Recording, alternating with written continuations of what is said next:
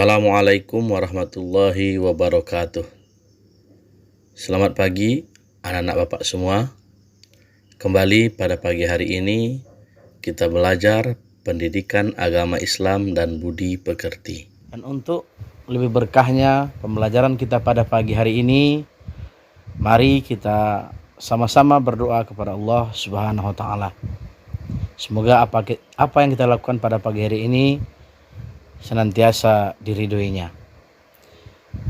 A'udzubillahi minasyaitonirrajim. Bismillahirrahmanirrahim.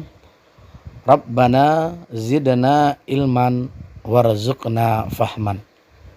Ya Allah, tambahkanlah ilmu kami dan berikanlah kepada kami pemahaman yang benar. Amin. Dan pada pagi hari ini kita akan memasuki materi yang ke-10, yaitu tentang kisah keteladanan Luqmanul Hakim. Baiklah anak-anak Bapak semua, sekarang kita memasuki ke materi inti, yakni tentang siapakah Luqman. Mungkin di antara anak-anak Bapak semua sudah ada yang pernah mendengar kisah atau cerita tentang Luqman. Tentu Luqman di sini bukan Luqman yang ada di lingkungan kita atau tetangga kita, tetapi Luqman yang dimaksud di sini adalah Luqman yang namanya Allah abadikan di dalam Al-Quranul Karim, yang hidup lebih kurang 1040 tahun sebelum Masehi. Anak Bapak semua yang Bapak cintai, Luqman Allah abadikan namanya di dalam Al-Quranul Karim, tepatnya surah yang ke-31 dari 114 surah yang ada dalam Al-Quran. Nah, untuk mengawali pembelajaran kita tentang kisah Luqman ini, maka mari sama-sama kita baca dengan tartil Quran surah Luqman urutan yang ke-31 ayat yang ke-12 sebagai berikut. A'udzu billahi minasyaitonir rajim. Bismillahirrahmanirrahim. Walaqad atayna Luqmanal hikmata anishkur lillah wa man yashkur fa innama yashkuru li nafsihi wa man kafara fa innallaha ghaniyyun hamid. Artinya, dan sesungguhnya telah kami berikan hikmah kepada Luqman, yaitu bersyukurlah kepada Allah, dan barang siapa yang bersyukur kepada Allah, maka sesungguhnya ia bersyukur untuk dirinya sendiri. Dan barang siapa yang tidak bersyukur, maka sesungguhnya Allah Maha Kaya lagi Maha Terpuji. Anak-anak Bapak yang Bapak sayangi, dari firman Allah Subhanahu wa taala dalam Quran surah Luqman ayat 12 yang telah kita bacakan tadi, dapat kita ambil beberapa pelajaran. Yang pertama,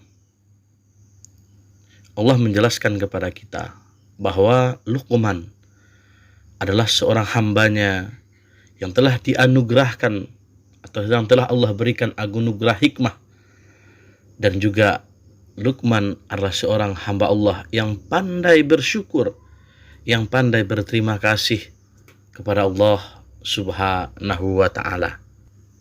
Dan yang kedua, pelajaran yang dapat kita ambil dari Quran surah Luqman ayat yang ke-12 ini, bahwa Allah memfirmankan, barang siapa yang bersyukur kepadanya, maka sesungguhnya syukur itu untuk dirinya sendiri. Sebagaimana di ayat lain Allah berjanji, la in syakartum la azidannakum wa la in kafartum inna adzabi lasyadid. Jika kalian mensyukuri nikmat-nikmat yang telah aku berikan, kata Allah, maka niscaya nikmat itu pasti akan aku tambah. Namun jika sebaliknya kalian tidak bersyukur, kalian ingkari, kalian kufuri nikmat tersebut, maka kata Allah, ingatlah azabnya amatlah pedih. Maka wahai anak-anakku sekalian yang Bapak sayangi dan Bapak cintai, kita mensyukuri nikmat Allah, keuntungannya kembali kepada diri kita sendiri. Dan andai pun kita kufur, tidak bersyukur atas nikmat tersebut, maka kerugiannya juga kembali kepada diri kita sendiri. Makanya Allah katakan, barang siapa yang bersyukur kepada Allah, sesungguhnya ia bersyukur untuk dirinya sendiri. Yang ketiga, pembelajaran yang dapat kita ambil dari Quran surah Luqman ayat yang ke-12 ini adalah bahwa Luqman adalah seorang hamba Allah yang soleh. Luqman taat beribadah, memiliki perasaan yang halus, akal pikiran dan pengetahuan yang amat sangat luas. Maka ini adalah salah satu alasan kenapa nama Luqman diabadikan oleh Allah Subhanahu wa taala di dalam Al-Qur'an. Baiklah, anak Bapak semua, sekarang kita lanjutkan mengenal lebih dalam siapa itu Luqmanul Hakim. Luqman, sebagaimana yang telah kita jelaskan tadi, bahwa dia adalah seorang hamba Allah yang soleh. Tapi ingat, Luqman itu bukanlah seorang nabi dan bukan pula seorang rasul. Tapi Luqman adalah seorang hamba Allah, sosok seorang ayah yang bijaksana, yang memberikan nasihat-nasihat yang sangat mulia kepada anak-anaknya. Sehingga dengan nasihat-nasihat yang begitu indah tersebut, Allah abadikan namanya di dalam Al-Quran untuk menjadi teladan bagi kita umat di akhir zaman ini. Luqman Al-Hakim adalah putra dari Baura bin Nahur bin Tarikh. Nama Nahur bin Tarikh adalah nama lain dari Azar, ayahnya Nabi Ibrahim alaihissalam. Oleh sebab itu, Luqman disebut masih sebagai cicit dari Nabi Ibrahim alaihissalam melalui jalur keturunannya Nabi Ishak alaihissalam.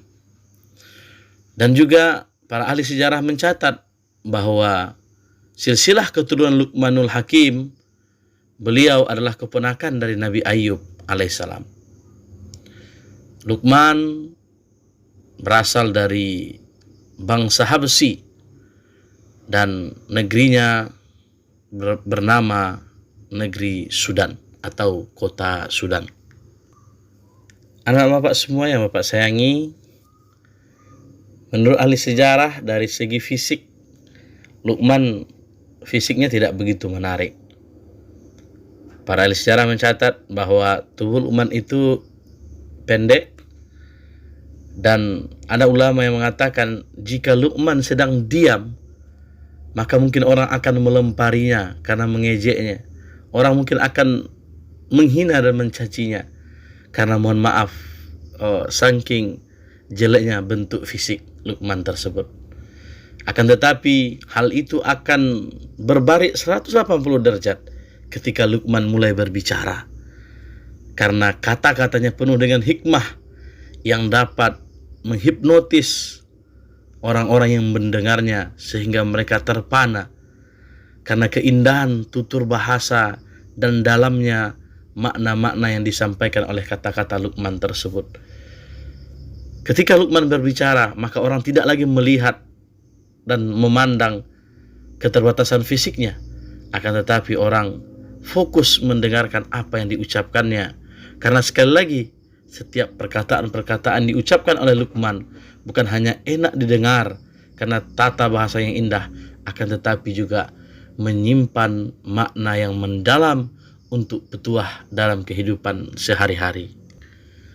Anak-anak Bapak yang Bapak sayangi, selanjutnya kita membaca kisah Luqman atau membicarakan kisah Luqman yang berhubungan dengan pekerjaannya.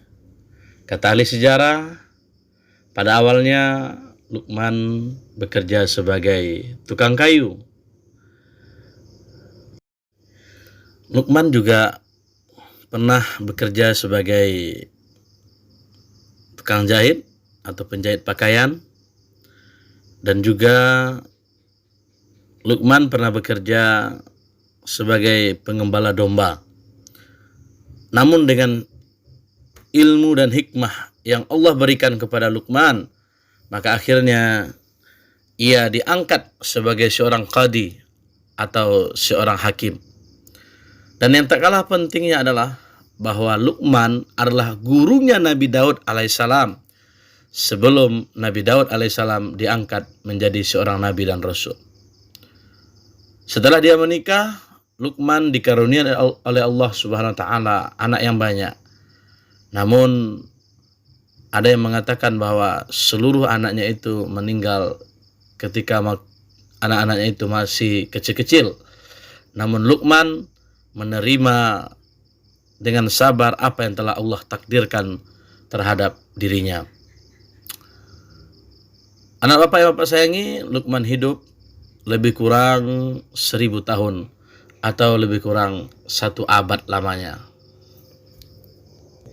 Anak bapak yang bapak sayangi, itulah gambaran singkat sosok Luqman, seorang hamba Allah yang soleh, seorang ayah yang arif dan bijaksana dalam memberikan nasihat-nasihat kepada anak-anaknya.